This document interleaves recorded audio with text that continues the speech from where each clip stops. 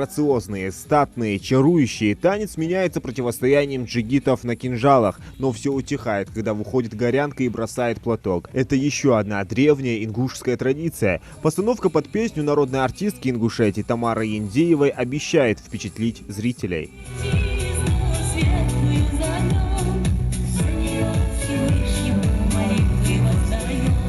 Праздничный концерт к 30-летию образования Ингушетии планируют открыть этим выступлением, поэтому на каждого возлагается большая ответственность. Движения оттачивают до совершенства.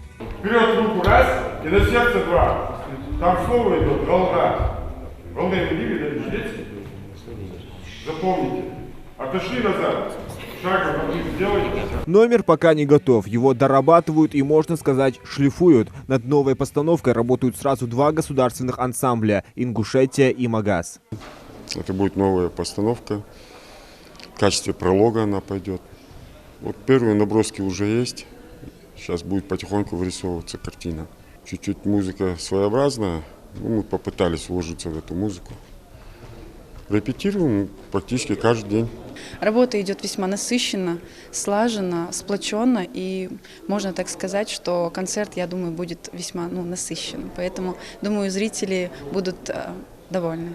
Солисты ансамблей только недавно вышли из отпуска, но уже готовы удивлять зрителя. Помимо пролога, артисты покажут как массовые, так и парные танцы.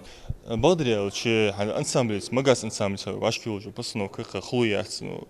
Сабакды вы ингушские танцы, вы махара, вы галай халхары, тасахуй шхус.